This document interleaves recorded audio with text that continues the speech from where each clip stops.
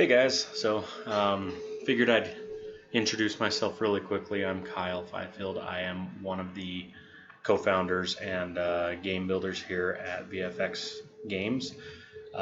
We aim to make some really great fun games, have some great ideas in our minds that we're throwing around as we're learning the process of game development.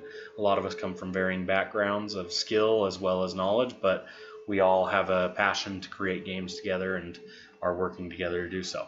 Now, I wanted to give you a little tour of some work that I'm doing right now, partially to learn, but also partially to help point us in the right direction with one of our projects that we have. This game that I have right here, right now, it's just a sandbox mode, but it's basically a first-person shooter element. Now, in the future, the game that we're wanting to build off of these kinds of concepts is more of a 2.5D game, third-person style shooter, but we'll be getting more along that in the process. So far, I just wanted to sort of give an idea. This is just some sandbox stuff that I've been working on with getting characters and AI working in certain ways. Currently, it's very basic. I've just got some shapes, some designs, just this little world. I threw in this paper texture pack, or not paper texture pack, a paper texture that I have here, sort of to create this paper landfill, which is kind of the aspect design we're going with on one of our future projects. So I wanted to throw it in there just to see how it would turn out and look on things, and it looks pretty well actually, pretty good. So as you see here, I've just got my player over here, as well as a simple enemy capsule right here that I've put onto the game with a little stick pointing out as its weapon, keeping it very basic while I build the functionality sort of thing. And then otherwise just got some walls, some platforms, things like that. Now, I'm going to click on navigation. You can see I've baked into the game a nav mesh for the enemy character. The enemy itself, if I click on it and then go here, you'll see I've got a nav mesh agent attached to it to allow it to work with the nav mesh. Now, I've got it so it's got a stopping distance of 1, an acceleration of 8, speed 3.5, things like that. But I've also got it set up so it can only jump a height of 2. And therefore it can't just jump all these platforms. So if we go back to the navigation here, you'll see the map, how it all moves out here is pretty straightforward. You know, it can go up the stairs, it can jump from here to here, jump from here to here. Looks like this is a little too far for it to jump because it's probably not a distance of 2. It can jump down from here, it can jump down from here. So because of that, I'm going to go back here. I'm going to move this guy just a little closer, move this guy just a little closer, just so it can probably do that. Now what we're going to do is we're going to go back. Looks like it's baking right now. So we'll see if that changes how it's able to jump around here. Now in my game window down here, you're able to see a general, here's the basic first-person viewpoint that I've got so far. I've just got a M4 carbine pointing out here with a little reticule out there in front.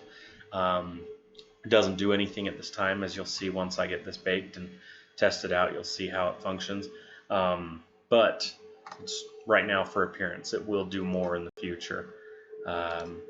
So just giving it a few more seconds to continue baking. While it does that, I will just sort of continue to highlight some of the things that I want. Now, right now the enemy is set so that it will go after our player here if the player enters within this radius. Now, I think this radius is a little big right now, but I've got it set here in my AI script to set the chase range. So if I bring this down to 10, there we go. So it's a little more compact in terms of the size that it's got. That way I can have the player, when the player gets in this range, it's going to provoke the enemy. The enemy's then going to go and chase him down and try to attack him. If the enemy gets within this 1 distance, as the nav mesh agent shows here, the stopping distance of 1, then it's going to attack the player. Right now, all it's going to do is it's going to show in the console that it attacked. So I'm going to move my console down here so you can sort of see some stuff. Clear it out. But when I play, you'll see that it will attack and send a message here. So that way, you got that. Now, if my player, eventually, when my player gets outside of this range, I'm going to have the creature just sort of stop, or the enemy stop, and then just sort of look around a bit, and then, you know, not bother the player anymore. So let's check the bake. Looks like the bake is done, maybe. Okay, nope, got a bake. That still looks like it can't jump to that, so let's move it down a bit. Bake it again. Still not quite close enough. Huh, doesn't seem to like that. So as you can see, I'm just sort of playing around with this.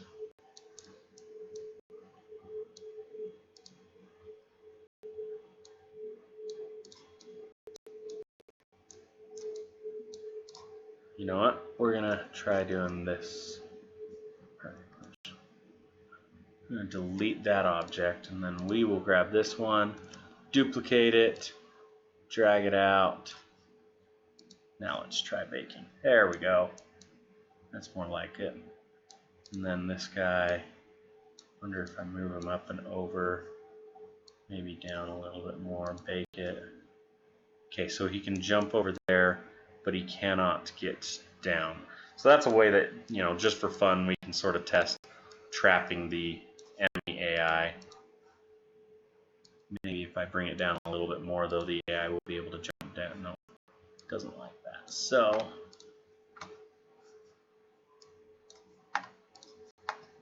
okay, so that's a fun little place we can trap the AI potentially, and force it to have to chase us back around or something like that. Anyway, so there's that. There's just sort of the idea. I'm going to keep this window open while you watch the game window down here as I sort of show you the play test.